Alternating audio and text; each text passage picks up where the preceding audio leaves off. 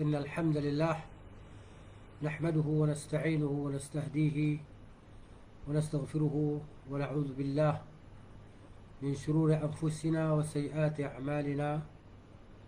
من يهده الله فلا مضل له ومن يضلل فلا هادي له.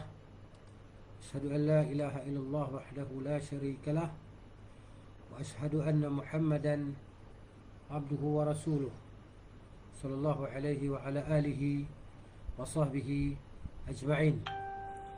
رب اشرح لي صدري ويسر لي أمري واحلل عقدة من لساني يفقه قولي. سبحانك لا علم لنا إلا ما علمتنا إنك أنت العليم الحكيم. نقول بالله التوفيق. Alhamdulillah, syukur kepada Allah Azza wa Jalla. Pada malam ini kita sambung lagi bacaan kitab Zadul Ma'ad fi Hadi Khairul Ibad oleh Al-Imam Al-Allamah Ibn Qayyim rahimahullahu ta'ala. Dan kita pada malam ini sambung pada muka surat 89. Dia kata faslun, satu fasal ya, yang menjelaskan tentang wa ammal amru at-tibbiyu. Dia kata adapun persoalan medis, medis ni perubatan lah. Dalam hadis dahulu yang kita baca hari itu, bahawa sutera termasuk jenis ubat yang berasal daripada binatang, serangga lah, ulat kan, daripada ulat, sutera. Kerana memang proses pembuatannya daripada haiwan, yang daripada serangga, yang ulat sutera. Kata Ibn Qayyim sini, manfaatnya amat banyak lah okay? Dia kata kathiru al-manafi' jalilul mawqi'. Kan?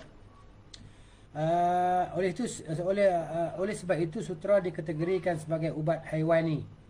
Haiwani maksudnya yang dibuat daripada haiwan atau serangga lah. Kerana memang proses pembuatannya daripada haiwan, manfaatnya sangat banyak, bahkan amat reaktif. Kan? Jalilul mawqi', maksudnya dia sangat aktif lah. Di antara khasiatnya adalah memperkuat dan menenangkan jantung. Tanya di sinilah. Ini berdasarkan kajian dan tajribah dan pengalaman, gitu maksudnya.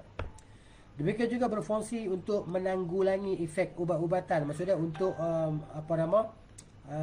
menyelesaikan masalah kesan ubat-ubatan ini. Ubat ini juga berfungsi mempertajam penglihatan jika digunakan sebagai celak. Dibuat daripada ulat sutera ni. Sementara bubuk sutera, yakni yang diproduksi di kalangan medis, memiliki tekstur panas dan kering sekali. Maksudnya, dia maknanya panas dan kering. Ada yang mengatakan teksturnya panas dan lembab. Berlaku kekhilafan lah ni. Ada juga yang berpendapat bahawa teksturnya stabil. Menurut ilmu medis, ilmu perubatan, tekstur dia stabil di antara panas dan lembab, panas dan sejuk tadi. Ada juga yang berpendapat bahawa kalau digunakan sebagai pakaian, ini sutera tadi, dibuat sebagai kain, benang dia, dijalin benang dia sebagai pakaian, memberikan suhu panas yang sedang, yakni yang sederhana, panas pun tidak, sejuk pun tidak, namun cukup untuk menghangatkan badan. Di samping juga bisa mendinginkan badan bila bubuk sutera dibaluri, yakni dilumurkan di kulit tubuh. Bubuk dia, serbuk dia tadi kan, sebelum dia jadi kain tu. Ar-Razi mengatakan lah, Ibrasum, yang Ibrasum itu dia panggil sejenis sutera lah ya, sutera. Jadi kata ini diambil pada bahasa asing dan diarabkan, perkataan Ibrasum, ataupun kalau terjemah dalam bahasa dia panggil Ibraisam, Al-Ibraisam, gitu. Dalam bahasa Arab, askhanu minal kattan, lebih panas daripada kattan. Kattan ni pada kain rami, maksudnya yang dibuat daripada pokok flax atau rami Belanda. Ini kalau kita tulis dalam kita Google, dalam Wikipedia, tulis pokok flax ataupun rami Belanda, dia akan keluar gambar dia, tunjuk kat kita pokok dia, rupa dia macam mana. Asal dia daripada tumbuhan pokok, okay? Yang ni maknanya al-kattan ni, dia kalau terjemah dalam bahasa Inggeris dia panggil linen, L-I-N-E-N tu, linen, sejenis kain tu, yang dia kata di sini diperbuat daripada tanaman rami. Dia ni halus, kuat dan nampak berkilat. dan dingin bila dipakai. Maksudnya biasanya orang pakai pada musim panas lah. Linen ni kan pada musim panas atau flax kan tadi. Dalam bahasa Arab dia panggil al-kattan. Kattan. Wa abradu min al-qutun, maksud dan dia lebih sejuk daripada kapas. Al-qutun ni kapas. Dia bukan kattan, ni bukan qutun, dia lain. Ya kan? Gitu. Maknanya dia kata apa tadi? Tetapi lebih dingin daripada katun. Katun ni cotton lah, apa nama? Cotton. Jadi maknanya kapas. Ya. Ia berfungsi menumbuhkan daging.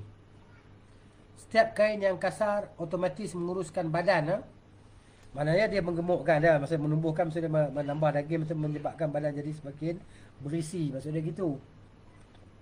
Setiap kain yang kasar, kan, kain tebal, otomatis menguruskan badan. Boleh jika kita pakai baju tebal-tebal ni, dia akan berpeluh, lemak tu akan pecah, maknanya dia akan jadi kuruslah badan kita dan membuat kulit menjadi keras. Demikian pula sebaliknya. Kalau pakai kain yang lembut tadi, maknanya dia badan kita akan menjadi berisi, kulit dia semakin lembut. Itu sebab itu maksud dia. Penulis menegaskan pakaian itu ada 3 macam. Ya. Ini maknanya qultu, penulis ni maksud dia yang berterjemah ni tulis. Tapi kalau di sini saya katakan, siapa yang saya ni? Penulis, siapa penulis ni? Itu Ibnu Qayyim lah. Imam Ibnu Qayyim rahimahullah. Saya menegaskan gitu. Ya. Al-malabisu salasatu aqsam. Pakaian ni ada 3 jenis lah. Al-aqsam ni jenis, macam 3 bahagian. Bukan 3 jenis, 3 bahagian. Bahagian yang pertama, pakaian yang memanaskan. Jenis yang pertama, pakaian yang memanaskan dan menghangatkan tubuh. Ya. Dia panaskan badan kita dan hangatkan tubuh kita. Itu bahagian yang pertama. Jenis yang pertama. Jenis yang kedua, dia menghangatkan tetapi tidak memanaskan tubuh kita. Dia pakai dia hangat tangan kanan tapi dia tak panas. Dia hangat je. Ketiga, tidak memanaskan dan tidak pula menghangatkan tubuh. Ini biasa dipakai pada musim panas lah. Namun tidak ada pakaian yang bisa memanaskan tubuh. Tidak ada pakaian yang boleh memanaskan tubuh tetapi tidak menghangatkannya. Kerana pakaian yang bisa memanaskan tubuh sudah tentu dapat menghangatkannya. Ya. Kemudian dia kata pakaian dibuat daripada bahan bulu, wool. Bahan bulu ni bulu haiwan lah, bulu binatang. Seperti bulu kambing, biri-biri tu kan dibuat pakaian. Wool, dia punya wool. Dalam bahasa dia pun lah ni. Dapat memanaskan dan menghangatkan. Sementara pakaian daripada katun, kapas tu, ataupun katan daripada linen tu, dan sutra, sutra dapat menghangatkan namun tidak dapat memanaskan. Dia tekak hangatnya tapi dia tidak panas. Pakaian daripada bahan katan dingin dan kering. Katan kita dah sebut tadi kan, daripada pokok flax tu. Sementara pakaian daripada wool, ini bulu binatang, panas dan kering. Adapun pakaian daripada katun atau kapas, sedang daripada mu'tadilatul hararah lah. Maksudnya dia tidak panas sangat dan tidak sejuk sangat. Panas dia maknanya mu'tadil. Jadi tidak panas macam yang bersangatan lah, itu sedang maksud dia. Pakaian daripada sutra lebih halus daripada pakaian katun. Lebih halus daripada pakaian kapas, meskipun tidak sepanas kain katun. Penulis Al-Minhaj, yani Minhajul Talibin, Imam Yahya bin Sharaf An-Nawawi rahimahullah, menandaskan, mengatakanlah, mengenakan pakaian sutra tidak bisa memanaskan tubuh seperti hanya mengenakan pakaian katun, namun bersifat stabil. Itu maknanya pakai pakaian sutra ni, dia maknanya dia tak dapat panaskan tubuh kita lah. Macam kita pakai pakaian pakaian dibuat daripada kapas tu. Kemudian setiap pakaian yang lebih halus dan berkilat tentu lebih sedikit kadar panasnya bagi tubuh yang memakainya. Lebih bisa meredam iritasi. Apa iritasi? Gangguan ataupun keradangan pada kulit. Maksudnya dia dapat menghapus, menghilangkan radang kulit lah, gatal-gatal apa kan. Pakaian yang halus, lembut tadi. Bahkan lebih nyaman digunakan pada musim panas dan di negeri-negeri panas. Kain dia lembut, sejuk kan. Mana kita pakai tak panas lah. Dan kita bila biasanya gatal-gatal kulit ni dia berlaku bila kita panas. Contohnya orang kena penyakit eczema kan. Penyakit eczema dia tak tahan panas. Bila panas dia akan jadi gatal-gatal, wam-wam di kaki, di pinggir celah-celah paha, di celah-celah lutut dia, kemudian mana? Di kaki dia, di belakang di leher dia, biasa di leher kan dia akan jadi ruam-ruam, biji ruam tu kan. Sebab dia tak tahan panas. Dia nak cari tempat sejuk. Kalau boleh duduk aircon tu okey. Tapi masalah juga sebab biasa orang eczema ni, kalau kanak-kanak ni dia ada asma sekali. Dia ada penyakit asma sekali dengan eczema. Jadi bila dia ada asma, macam nak duduk aircon payahlah. Tak boleh lah kan. Jadi bila duduk tempat panas tak boleh pula. Ada jadi macam tu, jadi belagar macam tu. Jadi kain sutera ni sesuai lah untuk dia. Baik.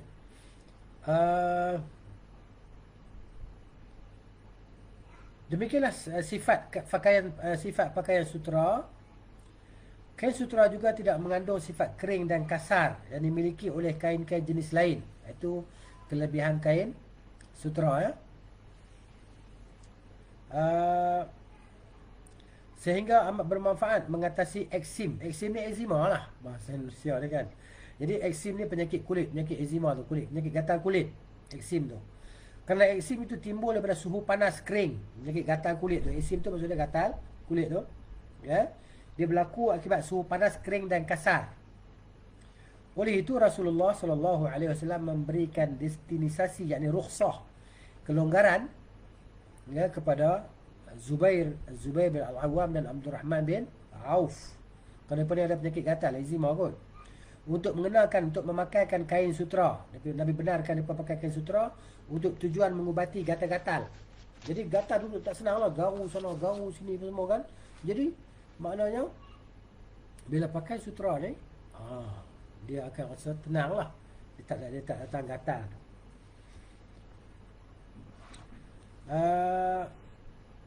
Kain sutera juga dapat menghindari munculnya kutu. Kerana komposisi sutera, struktur dia, tabiat dia, campuran dia bertentangan dengan tabiat kutu tadi kan. Maknanya kutu dia tak suka kepada sutera tadi, tak suka, tak boleh duduk sebab licin ke apa tak tahulah. Dia tak boleh duduk, dia akan tak melekat lah maksud gitu. Jenis kain yang dapat menghangatkan akan tetapi tidak memanaskan adalah kain yang dibuat dengan bahan campuran besi, timah, kayu, tanah dan sejenisnya. Ada campuran di sikit kan. Ada yang dapat menghangatkan tetapi tidak memanaskan. Ada kita. Kemudian di sana nanti kalau ada pertanyaan lah, kalau ada orang kata lah, kalau ada orang tanya, kalau memang pakaian sutera itu adalah pakaian yang paling baik, yang paling stabil, yang paling nyaman di tubuh badan kita, kenapa syariat Islam yang sempurna dan mulia ini mengharamkannya? Ini syubhah. Ini dia panggil syubhah. Kan? Jadi maknanya ada soalan-soalan yang macam ni akan timbul. Jadi macam mana nak menjawab dia? Gitu. Baik. Kenapa dia? Padahal syariat Islam menghalalkan yang baik-baik dan mengharamkan yang buruk-buruk. Okay. Jadi di situlah syubhah dia. Ya, sekarang kita nak kata apa? Jawapannya, kata Ibn Qayyim rahimahullah, pertanyaan semacam ini bisa dijawab oleh setiap golongan kaum muslimin dengan jawapan berikut. Orang-orang yang mengingkari adanya hikmah tersembunyi dan alasan suatu hukum, tak kala mereka sejak awal telah menolak kaedah adanya hikmah tersembunyi dan alasan hukum. Mana mereka awal-awal lagi dah tolak dah hikmah kan. Maka mereka merasa tidak perlu menjawab pertanyaan ini. Tak mengharap kepada jawapan bagi persoalan ni.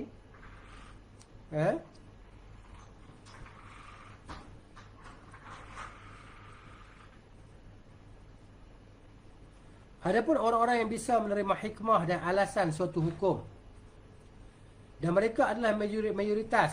Mereka adalah mayoritas. Ada yang menanggapi bahawa syariat mengharamkan sutera bagi kaum lelaki-lelaki agar jiwa mereka bersabar dan meninggalkannya kerana Allah, sehingga mendapatkan pahala kesabaran. Ini satu daripada jawapan. Apalagi kain sutra masih bisa digantikan dengan kain lain, maknanya banyak lagi kain-kain yang kita boleh pakai.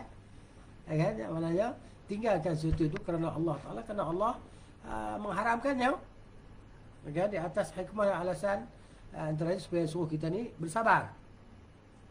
Kan? Atas kesusahan, kesempitan dunia. Ada juga yang menjawab, kemudian datang jawapan yang lain pula. Ada yang menjawab bahawa sutra itu pada asalnya diciptakan untuk kaum wanita. Jawapan yang lain pula. Seperti halnya perhiasan emas, macam emas, sehingga ia diharamkan bagi kaum lelaki demi mencegah terjadinya bahaya keserupaan dengan kaum wanita. Kemudian ada jawapan lain lagi. Ada juga yang menjawab bahawa sutra diharamkan bagi kaum lelaki kerana bisa melahirkan sikap ujub. Kan pakaian hebat-hebat ni kan, berbangga-bangga dan sombong. Kemudian ada jawapan lain lagi.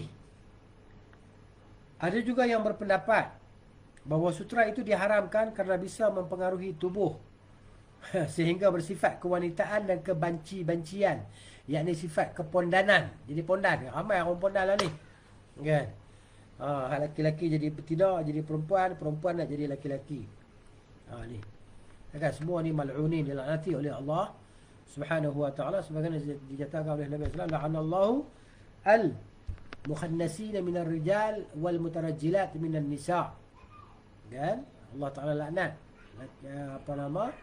laki-laki yang menyerupai wanita dan wanita yang menyerupai lelaki. Jadi macam mana cara kita nak membezakan antara sifat kelakian kita dengan kaum wanita tadi? Dan cara dia adalah, di antaranya simpan janggut lah. Janggut ini apa dia? Janggut ini membezakan antara kita dan isteri kita. Bahawa isteri kita ni orang perempuan, kita adalah orang lelaki. Kenapa? Takut nak simpan janggut. Kan? Inilah dia mahkota orang lelaki. Orang perempuan mahkota dia bukan di sini. Kan? Orang lelaki mahkota dia di bawah dagu dia ni, jambang dan janggut dia. Simpan je lah mahkota kita ni. Ini tanda ataupun lambang kelakian. Simpan. Kan? Jadi maknanya sebagian orang kan, bila hari Jumaat dia ingat nak kena bersihkan semua, maka dia bersihkan sekali dengan muka-muka dia. Hari Jumaat dia licin dagu. Yang paling tak seronok sekali itu imam lah. Kan? Naik di atas mimbar berdagu licin, jadi macam pondan. Kan? Orang cukur janggut dia macam pondan lah. Kenapa dia cukur janggut dia? Dia cukur janggut dia nak tunjuk dia ni serupa macam bini dia lah. Gitu. Jadi haram mencukur janggut. Jangan dicukur janggut orang lelaki. Gitu. Baik. Jadi kita ni jadikan kebanci-bancian, jadi pondan, bukan bersifat perkasa dan kelaki-lakian.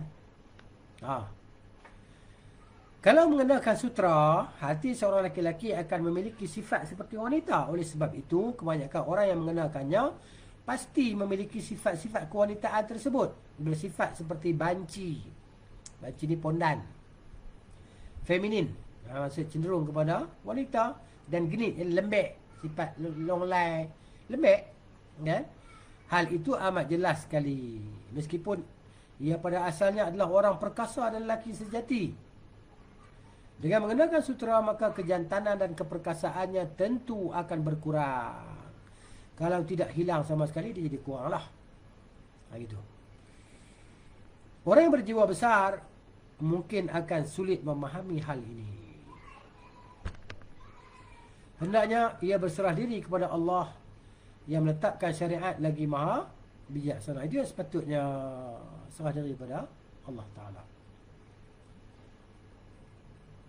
Oleh sebab itu, pendapat yang paling tepat, yang paling rajih, yang paling kuat dari pendapat yang ada ialah bahawa seorang wali dilarang memakaikan pakaian sutra kepada anak laki-lakinya yang masih kecil. Kerana bila demikian, si anak akan tumbuh dengan sifat kewanitaan. Kan gitu, nak lentur rebung ni, biar lentur buluh ni biar daripada rebungnya. Kan kita ajar daripada kecil ni kan, dengan sifat kelakian dia, kejantanan dia. Kan bila besar dia jadi pondan. Pakai baju perempuan, kain perempuan, berjalan pun macam perempuan lah. Na'udzubillah. Kan berlaku kan? Berlaku. Dan akhirnya pergi kepada yang lebih teruk lagi, sehingga mereka ni operate, ubah terus sifat kelakian mereka jadi seperti perempuan. Wal'iyadzubillah. Dilaknatilah mereka ni, golongan yang dilaknati kan. Lagi mereka tak bertaubat. Gitu. Diriwayatkan oleh An-Nasa'i daripada hadis Abu Musa Al-Asy'ari radhiyallahu anhu dari Nabi SAW bahawa beliau bersabda, "Inna Allah ahalla li inathi ummati al-harira wal-dhahaba wa harramahu ala dhukuriha." Sesungguhnya Allah menghalalkan sutra dan emas bagi kaum wanita umatku, namun mengharamkannya bagi kaum lelaki. Itulah emas dan sutra. Dalam lafaz lain disebut, Nabi SAW bersabda, "Hurrima libasul harir wal dhahabi ala dhukuri ummati wa uhilla li inathihim."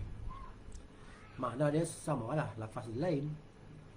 Diharamkan memakai sutra dan emas ke atas laki-laki umatku, dan dihalalkan bagi wanita-wanita mereka.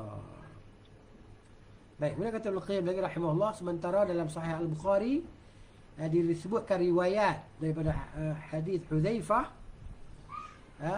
Hudzaifah bin Yaman, bahawa Rasulullah SAW melarang kaum lelaki mengenakan sutra.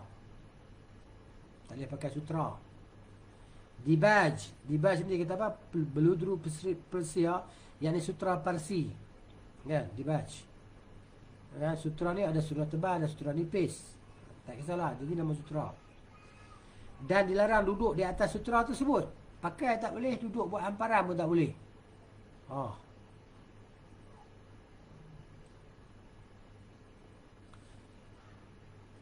Beliau menandaskan, yang ni beliau Nabi SAW bersabda lagi, sutra itu adalah bahagian mereka di dunia, sedangkan bahagian untuk kalian di akhirat nanti. Maknanya kita di akhirat nanti boleh pakai sutra dan emas. Orang lelaki kita lah pakaian daripada sutra tebal dan sutra nipis, sundus, istabrak, kan? Gitu. Kemudian habis tajuk tu, masuk pula pada tajuk petunjuk Nabi Islam mengenai pengobatan radang pinggang. Maknanya terjemah pinggang tak apa nak jelas, lambung lah, lambung. Dia panggil zatul jamb. Marad zatul jamb, sakit di lambung dia. Bahagian lambung ni, bahagian tepi ni. Kita rasa macam sakit, senak macam angin, kan? Begitu. Baik.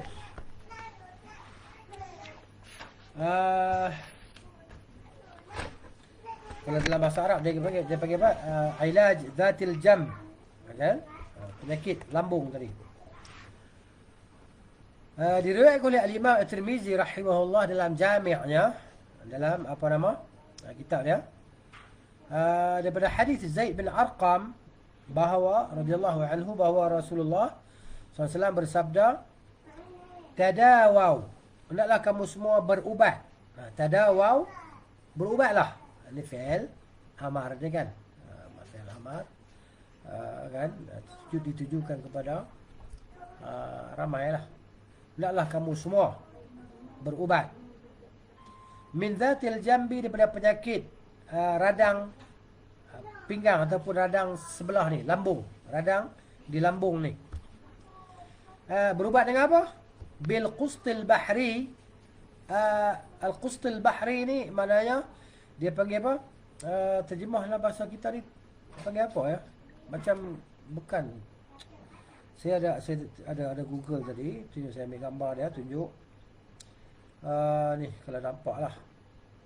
Okay. Dia panggil qustul bahri ni sejenis tumbuhan. Ini kalau siapa dapat tengok dalam ini, tak nampak kot dah. Okey, ni saya ambil dalam Google. Okey. Boleh tulis qustul ataupun qustu hindi. Kan, qustu hindi. Kalau terjemah dalam bahasa Inggeris dia Sausuria Costus ni. Boleh tulis lah SAUSUREA Sausuria Costus, COSTUS. Saya ulangi ejaan dia. Boleh Google tengok. Apa dia Qustul Bahri ni? Qustul Bahri ataupun Qustul Hindi. Belakang samalah Qustul Hindi. Sejenis tumbuhan. Sejenis tumbuhan. Kalau dalam bahasa Inggeris dia panggil Saussurea. Sausurea. Itu Costus. Boleh Google tengok. Ada inilah rupa dia. Kan kalau nampak di sini tu rupa dia. Saya tunjuk dekat. Kan ada rupa dia, pokok dia. Ini pokok dia. Dia ada macam bunga. Kan bunga yang macam bentuk virus corona apa dah. Gitu dia. Baik. Ini Qustul Bahri ataupun Qustul Al-Hindi. Wazait dan minyak. Dan minyak ni minyak zaitun lah. Kan? Okey. Jadi kita sekarang mudah kalau kita nak tahu benda-benda tu kan, kita tulis, kita Google, dia akan keluar image dia. Kalau image dia akan keluar gambar dia. Di tempat kita saya tak pernah tengok pokok ni. Bukan buah letup ni. Pokok dia macam warna biru. Dia warna biru, buah dia warna biru tua. Dan ataupun dia panggil, bentuk dia macam buah rambutan tu, tapi kecil. Kecil sangat. Qustul Hindi ni. Ataupun yang kita selalu kadang-kadang kita jalan di tepi jalan tu, dia ada buah dia macam berduri tu kan, bila lekat di seluar kita tu dia payah nak tanggalkan. Saya tak pasti sama ada benda tu ataupun tumbuhan tu ataupun tumbuhan yang lain. Ini kita tanya kepada pakar tanaman lah. Pakar tumbuh-tumbuhan kan, ataupun pakar perubatan yang berasaskan tumbuhan ni.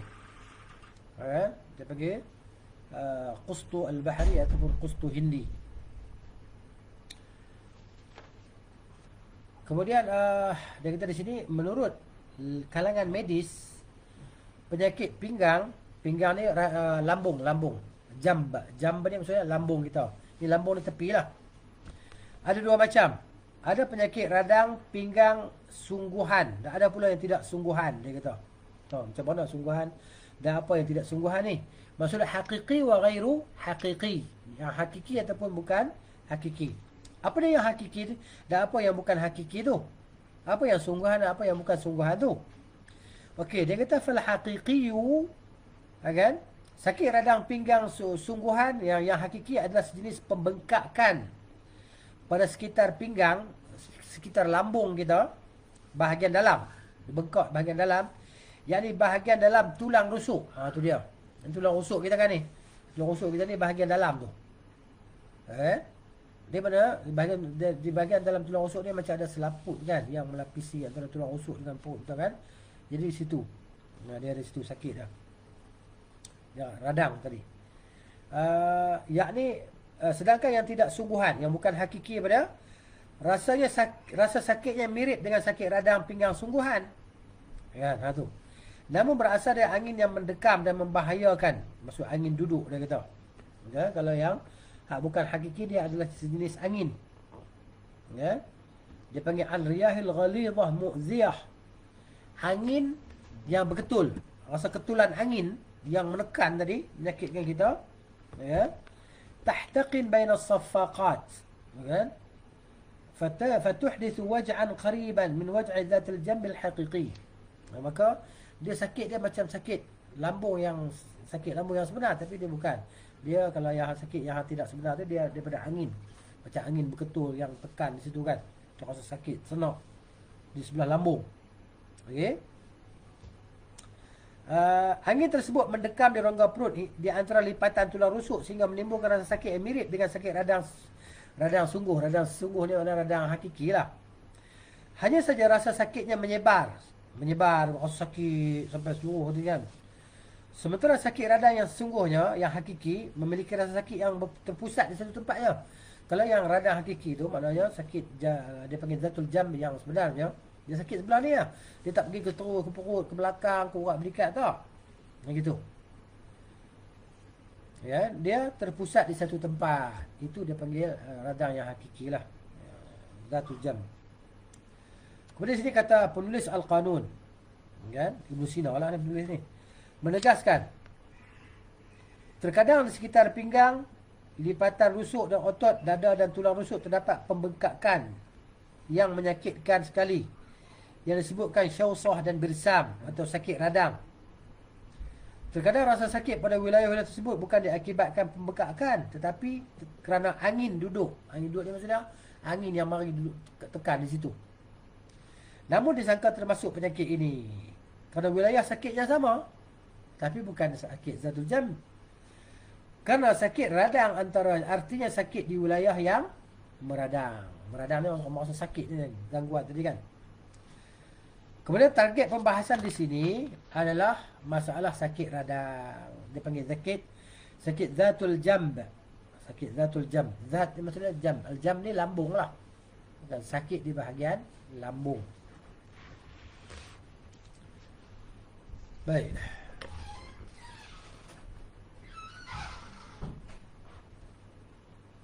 Kalau di bahagian tubuh tertentu ada rasa sakit oleh sebab apapun, sakit itu disebabkan kepada wilayah tersebut. Macam sakit perut kan.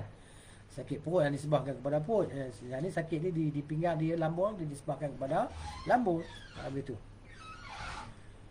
Demikianlah arti dari ucapan Hippocrates. Sesungguhnya orang-orang yang terserang sakit radang banyak memanfaatkan kamar mandi. Maksudnya, dia panggil al-hammam. Al-hammam ni maksud mandi dengan air panas. Air panas. Hammam ni maksud dia asal istilah dia makna air panas. Mandi dengan air panas, air suam. Air panas. Hammam tadi. Gitu dia kata. Okey.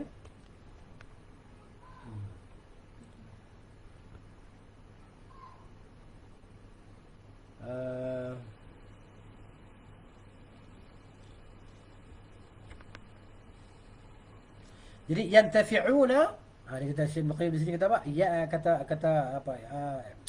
Hippocrates lah. Ibn Qayyim dia nukil bukanlah perkataan Hippocrates. Yantafi'una bil hammam, mereka mengambil manfaat dengan mandi di hammam, air panas tu. Itu dia kata. Okey. Ada yang mengatakan maksudnya adalah setiap orang yang sakit radang pinggang, sakit di bahagian paru-paru kerana metabolisme yang rosak. Ya?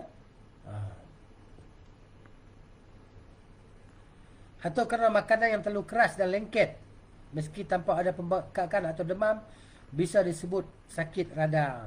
Itu dia. Kalau tak ada apa bengkak, tak demam, dia panggil juga radang lah. Zat jamb. Baik.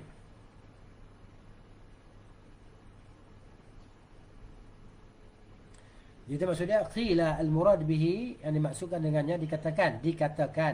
Yang dimaksudkan dengan zatul jamb itu maknanya penyakit zatul jamb, yang penyakit di lambung itu, al-muradu bihi kullu man, yang dimaksudkan dengannya ialah setiap orang yang ada rasa waj'un, ada rasa waj'u jambin. Waj' ni sakit di lambung dia.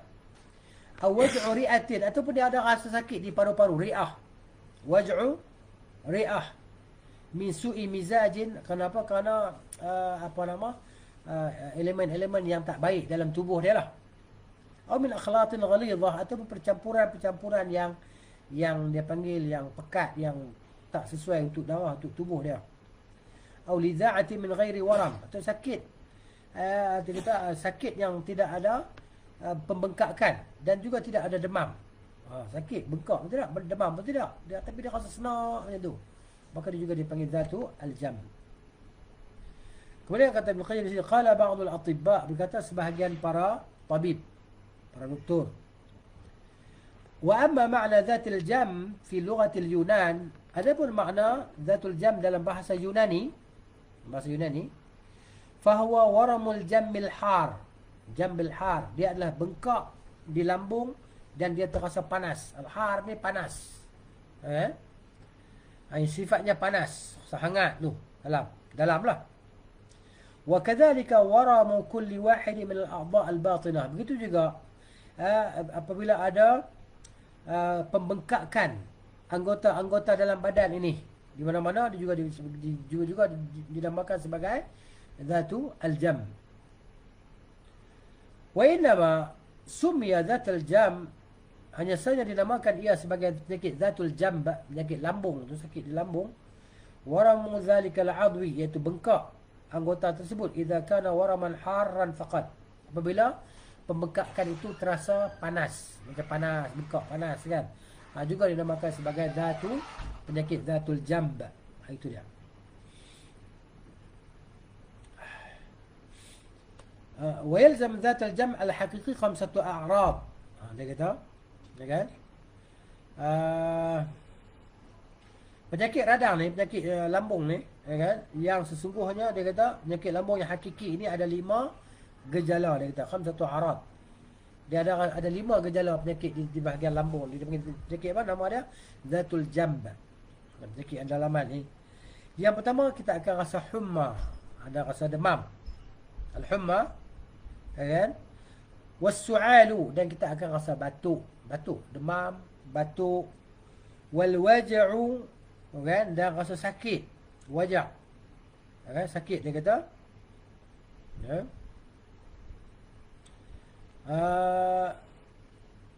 Dia panggil waj'u an-nakhisu.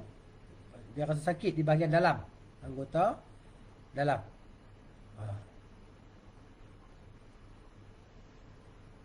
Kemudian dia kata sini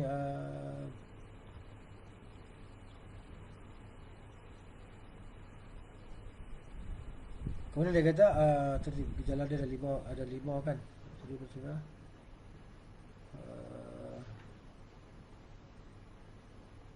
Sesak nafas, rasa sakit lokal, sesak nafas dan mengerasnya denyut nadi. Maksudnya nadi jadi cepatlah. Ya, nadi dia jadi cepat laju. Kemudian dia kata wal ilajul mawjud fil hadis laisa huwa li hadzal qism so dia, ya, terapi yang disebutkan dalam hadis bukanlah untuk penyakit radang semacam itu, akan tetapi untuk jenis radang akibat angin duduk. Angin duduk ni maksud angin marilah, tiba-tiba angin mari duduk di situ, tekan. Kerana akar bahar atau yang disebut sebagai kayu India. Ya, dia qustul bahari tadi. Qustul bahari yang saya tunjuk tadi kan. Sausria costus kan. Seperti dijelaskan dalam sebahagian lafaz hadis, merupakan jenis ubat yang ditumbuk hingga halus lalu dicampur dengan minyak zaitun yang sudah dipanaskan, kemudian dilumurkan di bahagian tubuh yang terkena angin duduk tersebut, lalu diurut atau bisa juga diminum. Dia kata di sini itu memang ubat yang manjur, yang mujarab lah, kan? Ubat yang mujarab, ya, gitu dia kata.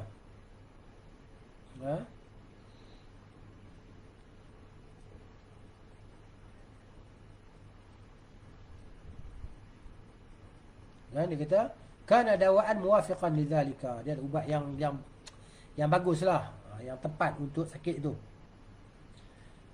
Amat berkhasiat menghilangkan bakteri yang mengganggu dan mengusirnya, kan? Muhallilan limaddatihi mudhiban laha muqawwiyan lil a'dha'il batinah, dan menguatkan bagi anggota-anggota ataupun organ dalaman tubuh kita. Gitu. Dalam membuka penyumbatan, darah angin angin tersumbat ke darah-darah tersumbat dalam saraf-saraf kita, dia akan buka balik. Ya. Kayu tersebut memiliki semua khasiat tersebut. Yang ni qustul bahri ataupun qustul hindi tadi, dia ada khasiat tu. Ya. Kemudian Al-Misbahi menandaskan, mengatakanlah, siapa Al-Misbahi ni? Muka tengok footnote di bawah tu. Dia adalah Isa bin Yahya Al-Jurjani, Abu Sahal, seorang doktor yang bijaksana. Wafat pada tahun 390 Hijriyah. Ya. Dikala umur dia 40 tahun dia meninggal. Muda lagi lah. Tapi seorang doktor yang hebat. Ya. Tengok dalam biografi dia dalam kitab Uyunul Anba. Kitab tu ada sebut tentang biografi dia. Baik, dia ni mengatakan Al-Misbahi rahimahullah, kayu itu bersifat panas. Kan? Kayu qustul bahri atau qustul bahri ataupun qustul hindi. Dan kostif bisa menahan perut dan menguatkan organ tubuh bahagian dalam, mengusir angin dan membuka penyumbatan. Ada saluran-saluran tersumbat pun dia akan buka balik. Amat berguna mengubati peradangan, menghilangkan kelebihan kelembapan, Kayu tersebut juga baik untuk otak. Oh, ada yang berpendapat bahawa kayu bahar juga amat berguna untuk penyakit radang. Baik untuk otak. Otak ni orang India ni cerdik-cerdik, otak bagus-bagus kan. Gitu. Ni Qustul Bahri ni.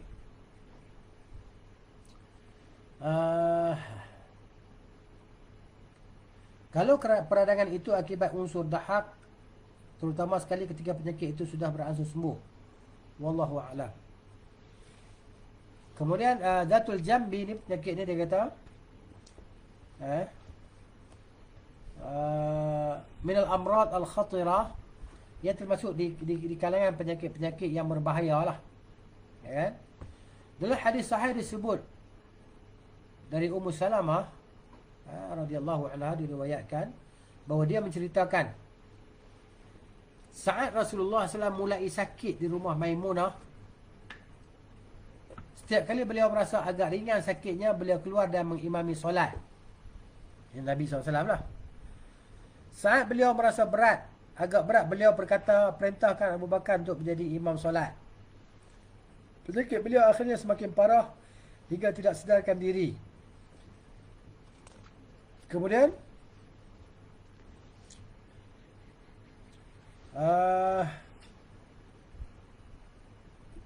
kerana demikian parah sakit beliau, saat itu berkumpullah isteri-isterinya dan juga paman beliau, itu Al-Abbas radhiyallahu anhu, Abbas, Ummu Fadal binti Al-Harith dan Asma binti Umais radhiyallahu anhum.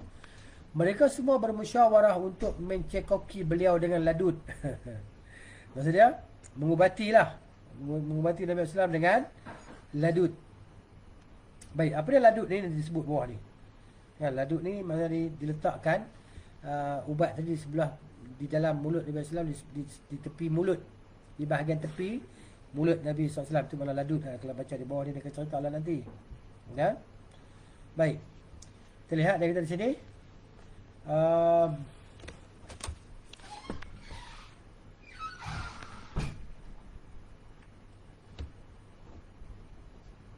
Wahwa maghmur, dalam keadaan Nabi SAW ni pengsan lah, tak sedar. Okay. Saat beliau pengsan, saat beliau siuman, bila Nabi SAW sedar, beliau bertanya, siapa yang mengubatiku seperti ini? Kan, yang memberikan ubat, maka ubat cara ladud ni, ladud masukkan ubat di sebelah tepi ni. Yang hadir di situ menjawab, itu perbuatan kaum wanita yang datang menengok ke sini. Tangan mereka menunjuk ke negeri Habasyah.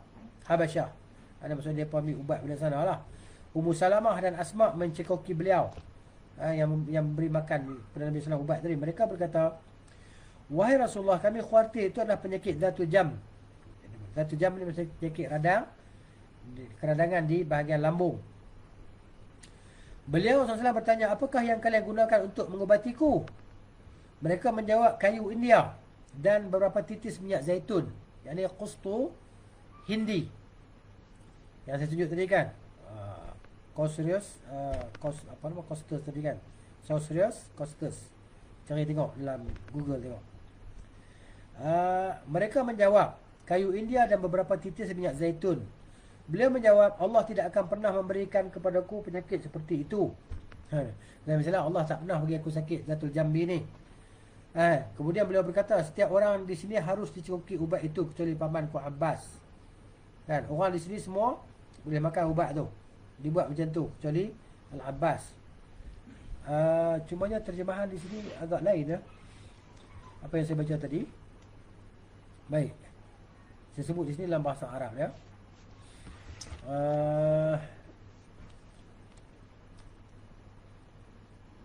Kata Nabi SAW, azamtu alaikum alla yabqa fil baiti ahadun illa ludda illa Amya Abbas. Maksudnya Nabi kata SAW, itulah terjemahan dia tadi. Maknanya kamu semua, setiap orang di sini harus diubati dengan Qustul Bahri tadi, kecuali pamanku Al-Abbas, pak saudaraku Al-Abbas. Baik, cuba kita baca footnote bawah tu dengan tulisan yang panjang. Disebut hadis riwayat Ibnu Sa'ad daripada jalan Al-Waqidi. Al-Waqidi ni kita tahu lah, dia orang dhaif, ya, ulama. Sedangkan dia seorang perawi yang dhaif, diriwayatkan pula dengan lafaz misalnya oleh Abdul Razak dalam Al-Musannaf Nombor dia 9754 daripada hadis Asma binti Umays dengan sanad yang sahih. Disahihkan oleh Hakim dan sepakati oleh Az-Zahabi, sedang Al-Hafiz Ibn Hajar menukilnya dalam Fathul Bari. Dari Abdul Razak dan mensahihkan isnadnya. Al-Bukhari mengeluarkan pula dalam sahihnya, ia berkata telah bercerita kepada kami oleh Ali, ia berkata telah bercerita kepada kami Yahya, ia menambahkan Ali ni Ali Al-Madini lah. Kemudian ia berkata telah menceritakan kepada kami Yahya, ini Yahya bin Ma'in, dia menambahkan bahawasanya Aisyah berkata kami mencekoki beliau pada saat beliau sakit SAW. Lalu beliau mengisyaratkan kepada kami, janganlah engkau mencekokiku. Maksud jangan duk bubuh sumbat ubat dalam mulut aku. Kami berkata penolakan beliau hanyalah ketidaksukaan orang yang sakit terhadap ubat. Namun ketika siuman, ketika sedar, beliau bersabda, bukankah aku sudah melarang kalian untuk tidak mencekokiku? Kami berkata penolakan itu hanya ketidaksukaan orang yang sakit terhadap ubat. Beliau berkata setiap orang yang ada di sini harus dicekoki ubat itu dan saya akan menyaksikannya kecuali Abbas, kerana ia tidak menyaksikan kalian. Ubat tu kamu makanlah. Kecuali Abbas ni tak ada di sini, dia tak tahu ubat tu. Okey. Kemudian hadis riwayat Ibnu Abi Az-Zinad dari Hisham dari bapaknya daripada Aisyah dari Nabi sallallahu alaihi wasallam. Al-Hafiz mengatakan hadis ini telah dimausulkan oleh Muhammad bin Sa'ad. Di kitab Fathul Bari tertulis Muhammad bin Mus'ad, bukan Muhammad bin Sa'ad. Dari Muhammad bin As-Sabbah dari Abdurrahman bin Abi Zinad dengan sanad demikian. Ada pun lafaznya bahawa Rasulullah SAW terserang sakit pada bahagian lambungnya. Kemudian sakit tersebut semakin bertambah parah hingga menyebabkan beliau pingsan. Maka kami pun mencekoki beliau dengan ubat, sumbatkan ubat dalam mulut dia. Ketika beliau sedar, beliau berkata, ini adalah perbuatan kaum wanita yang datang dari sini. Di sini daripada arah Habsyah lah. Dan Nabi SAW mengisyaratkan ke arah Habsyah. Ini mereka yang berhijrah ke Habsyah dan berhijrah ke Madinah. Jika kalian beranggapan bahawasanya Allah menimpakan pada diriku penyakit Zatul Jambi ini, maka Allah tidak akan menjadikan penyakit itu berkuasa atas diriku. Demi Allah, setiap orang di rumah ini harus dicekoki ubat itu. Kamu semua ni makanlah ubat tu. Maka tidak ada seorang pun yang terdapat dalam rumah tersebut kecuali ia dicekoki dengan ubat itu sebagai, disebut dalam braket ni terjemah dia kata sebagai hukuman. Dan kami juga mencekoki Maimunah padahal dia dalam keadaan berpuasa. Baik, pergi seterusnya. Dia kata dalam Sahih Al-Bukhari dan Muslim diriwayatkan daripada Aisyah radhiyallahu anha bahawa ia menceritakan kami mencekoki Rasulullah SAW dengan ubat, namun beliau memberikan isyarat agar kami tidak melakukannya. Kami beranggapan itu hanya ketidaksukaan orang yang sakit terhadap ubat. Namun ketika siuman beliau bersabda, bukankah aku sudah melarang kalian untuk tidak mencekokiku? Setiap orang yang ada di sini harus dicekoki ubat itu kecuali Abbas, kerana ia tidak menyaksikan kalian. Ada riwayat Al-Bukhari dalam kitab As-Salam, bab karahah At-Tadawi bil-Ladud. Al-Ladud. Baik. Abu Ubaid menandaskan ini, mengatakanlah daripada Al-As Al-Ashumi, begitu, tengok nas bahasa Arab dia. Dia kata salah tu. Abu Ubaid anil Asma'i. Abu Ubaid daripada Al-Asma'i. Al-Asma'i. Kan? Jadi mungkin yang dimaksud adalah Al-Asma'i. Pernah menjelaskan ladud adalah jenis ubat yang dicekukkan. Jenis ubat yang dimasukkan, disumbat. Cekok ni disumbat melalui sisi mulut, tepi mulut ni. Ya kan? Dia ambil daripada kata ladid al-wadi, ladidul wadi. Sedangkan al-wajur adalah jenis ubat yang dicekukkan di tengah-tengah mulut, dimasukkan di tengah sumbat tengah mulut. Sementara sa'ud yang ghurah adalah ubat yang dimasukkan melalui lubang hidung. Ada yang masuk ke hidung, ada yang masuk ke tepi mulut, ada yang masuk ke tengah mulut. Dia ada istilah dia sendirilah, istilah yang tersendiri. Fiqh yang bisa difahami pada hadis ini adalah bahawa hukuman bagi orang yang melakukan tindakan kriminal disesuaikan dengan kadar kriminalitasnya. Okay? Jadi gitu. Dia mana dia buat macam tu kan. Macam Nabi tak bagi dia buat juga kan. Begitu. Kena denda.